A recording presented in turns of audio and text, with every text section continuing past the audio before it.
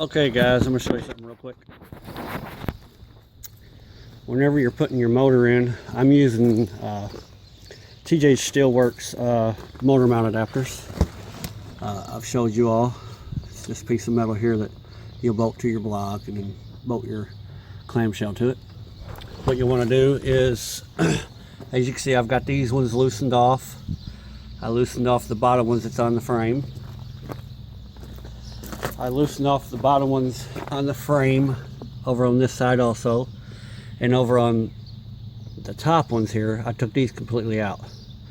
What you'll do is I've put my bolt in over there first, and then I picked up on that side of the motor a little bit also. Well, I picked up on the whole motor, brought this whole piece up to the clamshell, put my bolt through it.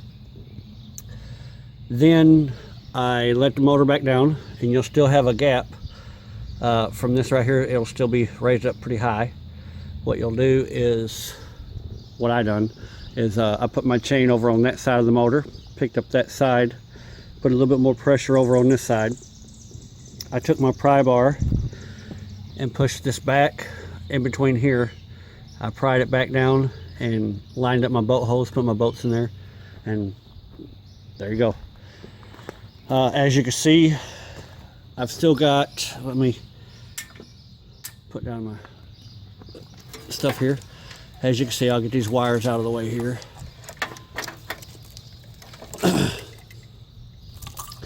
I've still got plenty of room in between my frame and the air conditioner. Stock location. The motor will come forward because I do not have my transmission on it. You can see, as you can see, I'll pull my motor back to where it's supposed to be. It's still got plenty of room. So you do not have to notch your frame with TJ Steelwork mounts. The guy has a business. You can look him up. He's on Facebook. He's got a group. Really good guy. His name is Scotty. But I'll try to put a link to his site to where you can order cross members, so you can run your dual exhaust all the way out the back without having any problem. He's got fan shrouds. He's got the motor mounts. He's got the PCM / fuse box mount that's going to mount to my inner fender. I got that from him also. He's got a few other things, but you need to check him out. He has helped me out tremendously on this because I actually didn't know I was supposed to kind of loosen these mounts off of the frame. But anyhow, I'm showing you, it does come with instructions. He sends all the hardware that you need to bolt everything to it. But great guy, really helpful. Anyhow, now I'm going to finish getting my fuel system plumbed up after I finish getting my motor mounts bolted back down. We will come back. Alright guys, there you go. I've got the metal fuel fittings on here, on both of them, the sending and the return.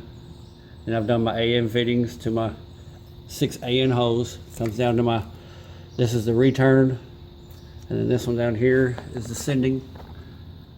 It's all plumbed up, so yep, may fire it up. Alright guys, there you go. I've got the motor sitting down in it. I've got the transmission on it. I've got to get me a drive shaft made. Still got to do my wiring, tidy up the wiring, and put the front cap back on it, and see what happens from there. But as for today, we're done. So I got more done than what I thought I was going to do. To be honest with you, I only planned on doing the fuel system today, but ended up getting the fuel system, got the motor transmission in. So yeah, big shout out to my buddy Noah. He helps me do all this stuff. But until next time, God bless. Coming straight up out the woods where I love to stay. It's that country white boy that you love to hate. Pushing them 4-wheel drives cause we love some mud. And when we party, we ain't stopping till the sun come up.